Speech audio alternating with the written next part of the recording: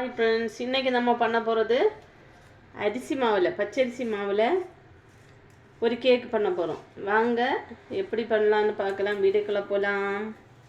அதுக்கு 3 மணி நேரம் ஊற வச்ச பச்சரிசி ஒரே ஒரு கிளாஸ் தான் எடுத்திருக்கேன். அது மிக்ஸி ஜாரில் போட்டுக்கலாம். பாருங்கள், இவ்வளவுக்கு தான் தேங்காய் எடுக்கணும். தேங்காய் இந்த கலராக இருக்கிறது வேண்டாம். லாஸ்ட்டில் திருவிங்க பார்த்தீங்களா, அது எடுக்காதீங்க. நல்ல வெள்ளையாக இருக்கிற இது மாதிரி எடுத்துருங்க, சரிங்களா?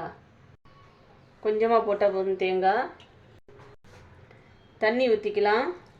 இது மை போல் நல்லா அரைக்கணும். கொஞ்சம் கூட தறி இருக்கக்கூடாது, அந்த மாதிரி அரைச்சி எடுக்கணும். இது பாருங்கள் நண்பர்களே, இந்த மாதிரி நல்லா மை போல் அரைச்சி எடுக்கணும். பாருங்கள், கொஞ்சம் கூட தறி இல்லை. தண்ணியும் அதே மாதிரி ரொம்ப தண்ணியாக இருக்கக்கூடாது, ரொம்ப திக்காகவும் இருக்கக்கூடாது. பாருங்கள், இந்த அளவில் இருக்கணும். ஜாரில் தண்ணி ஊற்றி அலசி விடுறது, இந்த மாதிரி வேலையெல்லாம் இந்த இதுக்கு ஆகாது. அப்படி பண்ணிடாதீங்க, தண்ணி ஜாஸ்தியாகும். பாருங்க, நான் இந்த கரண்டிக்கு 1 கரண்டி சுகர் எடுத்திருக்கேன். 2 ஸ்பூன் மைதா போட்டுக்கலாம். ஈஸ்ட் போட்டுக்கலாம்.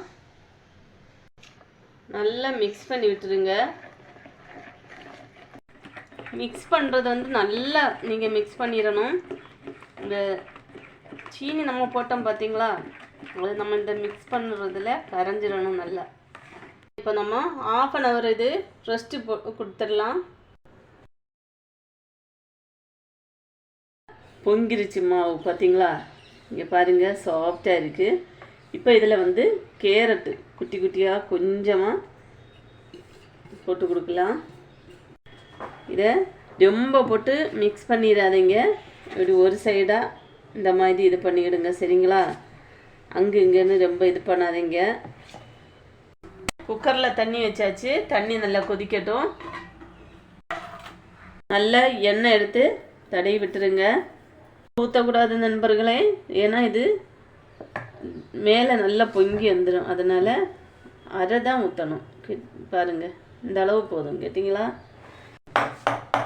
இந்த மாதிரி தட்டி விட்டுட்டு தண்ணி கொதிச்சிடுச்சு. நம்ம இதில் அரிசி மாவில் கேக்கு ரெடி. நல்லா வெந்துருச்சு. இப்படி குத்தி பார்த்தா போதும், ஒட்டலை. பாருங்கள், நம்ம கை வச்சு இப்படி எடுக்கும்போது பாருங்கள், அப்படியே இலகி வருது. பார்த்தீங்களா?